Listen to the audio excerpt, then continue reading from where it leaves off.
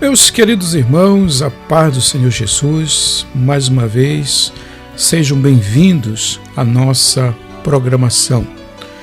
A mensagem que trazemos nesta oportunidade tem como título Arrependimento e Fé.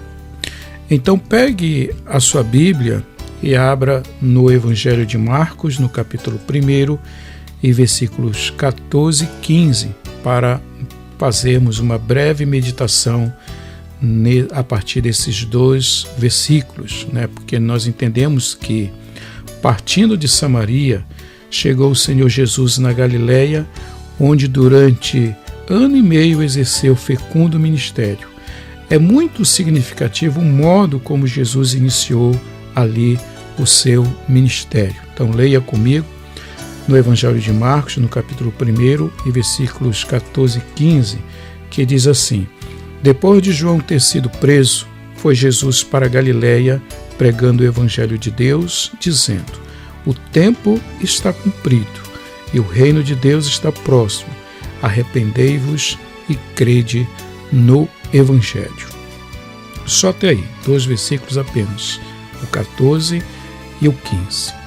Então, meus queridos, arrependimento e fé, eis o tema da primeira mensagem de Jesus aos galileus. É realmente a imperiosa necessidade de todos os homens, o arrependimento de seus pecados e a fé no Senhor Jesus. O pecado é tão evidente que dispensa provas. Por inspiração divina, asseverou o apóstolo Paulo: todos pecaram e destituídos estão da glória de Deus. Romanos capítulo 3 e o versículo 23. Arrependimento é aquela tristeza por ter ofendido Deus e leva o pecador a mudar de pensar e de propósitos. Registra o sacro historiador Lucas. Ouvindo eles isto, compadeceu-se, compungiram em seu coração e perguntaram a Pedro e aos demais apóstolos: Que faremos, irmãos? Pedro então respondeu: Arrependei-vos para a remissão de vossos pecados. Foram batizados os que receberam a sua palavra, e naquele dia agregaram-se quase 3.000 almas e perseveravam na doutrina dos apóstolos e na comunhão, no partir do pão e nas orações. Isso nós encontramos em Atos dos Apóstolos, no capítulo 2 e os versículos de 37 a 42. Nós até recomendamos que você faça a leitura desse trecho tão importante, que nós podemos verificar o quanto os apóstolos tinham esta comunhão em tudo o que faziam. O arrependimento leva o pecador a mudar de pensar e de propósitos e resulta na sua conversão. Por isso os profetas exortavam aos homens que se convertessem. Assim falou o profeta Isaías: Deixe o perverso o seu caminho, o iníquo os seus pensamentos.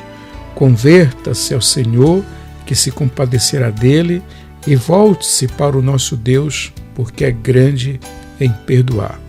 Isaías capítulo 55 e o versículo 7.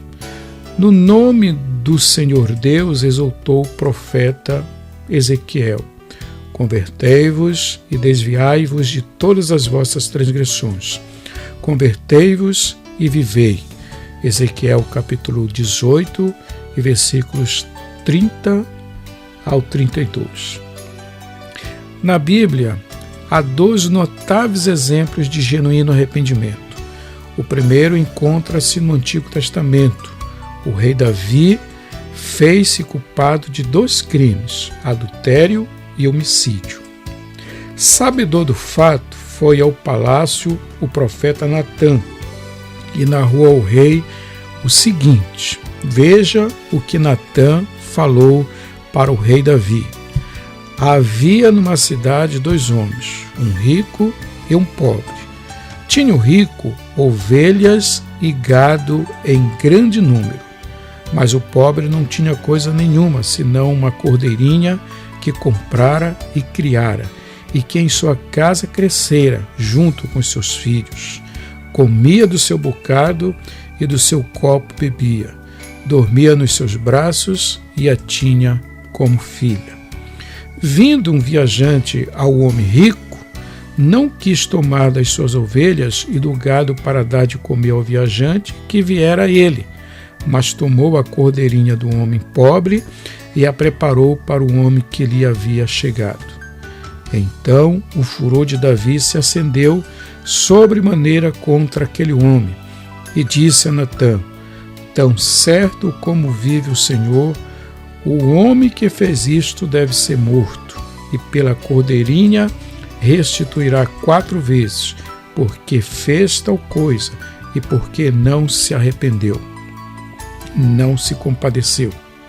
Então disse Natã a Davi: tu és o homem.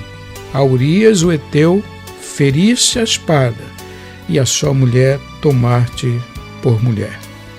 Então disse Davi a Natã: pequei contra o Senhor. Isto nós encontramos em 2 Samuel, no capítulo 12, e os versículos de 1 a 13. E arrependido e tomado de profunda amargura, exclamou: compadece-te de mim, ó Deus, segundo a tua benignidade e segundo a multidão das tuas misericórdias. Apaga as minhas transgressões, lava-me completamente da minha iniquidade e purifica-me do meu pecado. Cria em mim, ó Deus, um coração puro e renova dentro de mim um espírito inabalável. Salmo 51, e versículo de 1 ao 19. O outro exemplo de verdadeiro arrependimento encontra-se no Novo Testamento, é o do filho cuja parábola narrou o Senhor Jesus, quando este jovem chegou à maioridade e solicitou do pai a parte dos bens que lhe cabia. Foi atendido e logo partiu para o país do qual ouvira coisas maravilhosas. Lá dissipou todos os seus bens, vivendo dissolutamente. Depois de ter consumido tudo, sobreveio àquele país uma grande fome, e ele começou a passar necessidade. Então ele foi e se agregou a um dos cidadãos daquela terra, e este o mandou para os seus campos a guardar porcos. Ali desejava fartar-se das alfarrobas que os porcos comiam, mas ninguém lhe dava nada. Então, caindo em si, disse: quantos trabalhadores de meu pai têm pão com fartura, e eu aqui morro de fome. Levantar-me-ei, irei ter com meu pai, e lhe direi: pai, pequei contra o céu e diante de ti. Já não sou digno de ser chamado teu filho. Trata-me como um dos teus trabalhadores. E levantando-se, foi para o pai.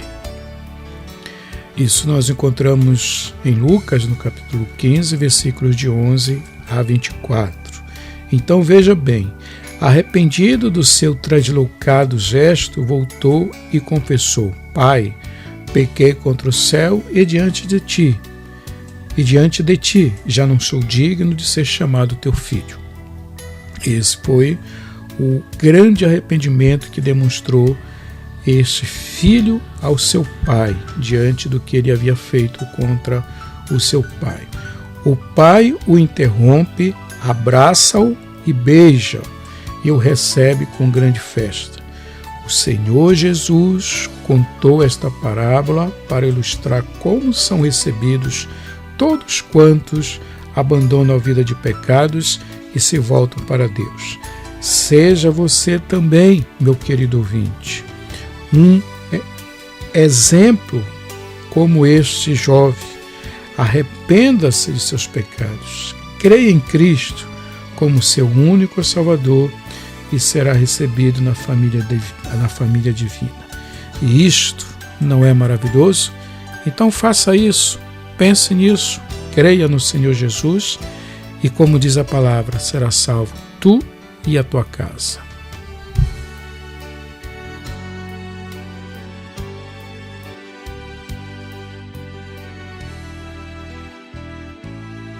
Amém, meus queridos irmãos, esta foi a nossa mensagem desta oportunidade. Agradecemos a cada um de vocês que chegaram até aqui. Só pedimos a vocês que compartilhem o nosso canal, deixe os seus comentários, deixe o seu joinha, o seu gostei, para que nós possamos continuar com esse trabalho, tá bom?